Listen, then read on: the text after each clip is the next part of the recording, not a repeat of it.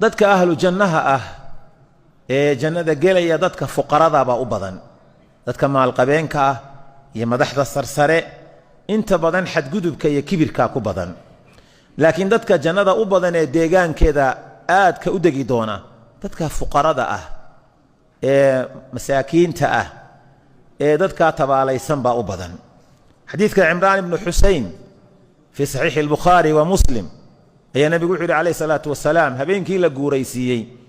itala'tu fil janna jannadan daawaday wa daalacdo jannada ayaa lay tusay fara'aytu akthara ahliha al-fuqaraa waxaan arkay dadka u badan ee deegaanka jannada u ahi waa dadka saboolka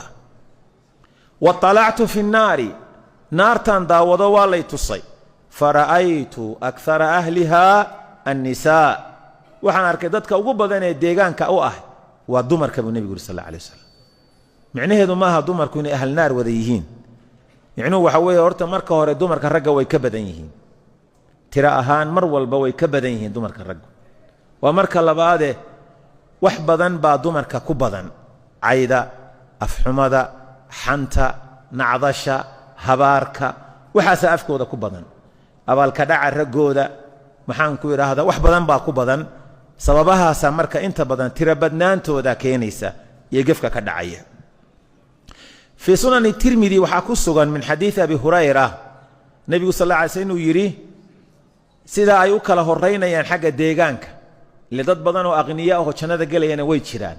laakiin aqniyada ha galeen jannada waxa kaga badan fuqarada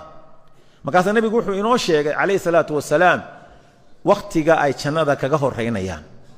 yadkhulu al-fuqaraa'u al-jannata fuqarada yadka saboolka masaakiinta ahi jannaday galayaan qabla al-aghniyaa'i dadka qaniga ah ka hor bi 500 aamin 500 sanadood bijannada kaga horeynayaan marka maalku laftiisu waxa weeyaan halaaluha hisaabun wa haramuha adaab maaliyadan arkayso xalaasheedana xisaab baa daba socota xaraanteedana cadaab baa daba socda oo qofkii waa lagu cadaabaya maaragtay hadii uu maalkiisa wacan u tacaamuli waayo cidda ugu horeysa ee jannada galaysa waa ayo umadihii ilaahay dunidan uu keenay iyo rasuushii hogaaminayay u soo diray cidda ugu horeysa ee jannada galaysa waa ummadda nabi maxamed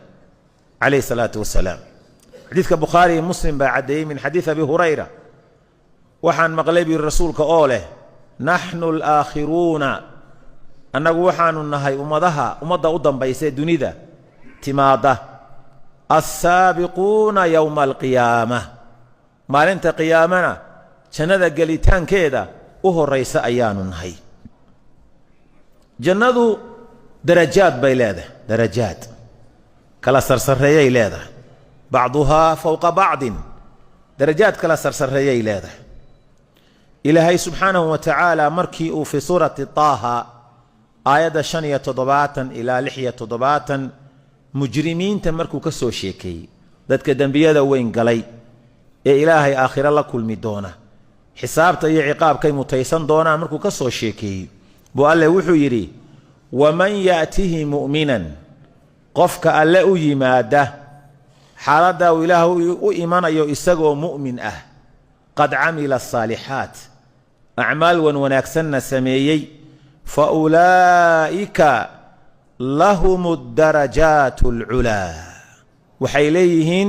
darajooyin sarsaray leeyihiin jannada meel saray degayaan asallahu yaj'alana min ahliha meel sarsaray degayaan maxaa yeelay dadku jannada waa kala darajo sarsareeyaan wal aakhiratu walal aakhiratu akbaru darajaatin wa akbaru tafdiila aayad kale ahayd dadku waa kala satroon yahay aakhiro ilaahay agtii sida dunida loo kala camal iyo cibaado wacan yahay ayaa aakhirana ilaahay agtii loo kala satroonaanaya ولكل درجات مما عملوا أيضا سقيحس ولكل درجات مما عملوا مد ولبود ذكالو شنها كمدها درجات بوليه لكن محال لو قصينيا وحيات سميسبا لو قصينيا فدي يفودي عباد ليسكوا بسمالو تري marka de waxa lagu gusiinaya wixii adigu aad sameysay acmaalaha markaas ilaahay subhanahu wa ta'ala وحوت المام درجات كاسر سري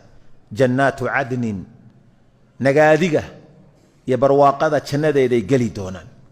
تجري من تحتها الأنهار قريه يدي درتي يدي هوستودا وبيا سدا أبرقانية خالدين فيها ويكواريان جنة قده وذلك جزاء من تزكى أرنتا إلهي أسميه ديق دا أوبحيه جنة دا يبرواقضة وأبال قدك قفك الدنيا دا استهري الدنيا دا قفك اسنديفيي أو حمان ودن اسكن نديفيي أبال كيسوا عنك أي نبي قوير رسولكنا حديث بحكولة صحيحة إن أهل العليين درجوين كسرسري دادك الدقان اتشندا لا يتراءون من فوقهم كما ترون الكوكب في الأفق وحيداتكو يسوقوا تلمامي الدونان ويسوقوا السيسي الدونان عدا يكسر ريان سيدا الضيحة أما احسيدا حدقا سمدا كويا الله كالي دادك دولك تشوغا حدقا كاسا كيف بدن كاسا كسر ريا أيها تشندا دادك حقا هوسي تشوغا كوا كسر ريا أي يسوقوا تلمامي الدونان قالوا تلك منازل الأنبياء رسولك إلهي ودادك هل كادقي دوان نبيي الرسول موياني عيد كلمة كامية دي كرتا قال لا إنهم رجال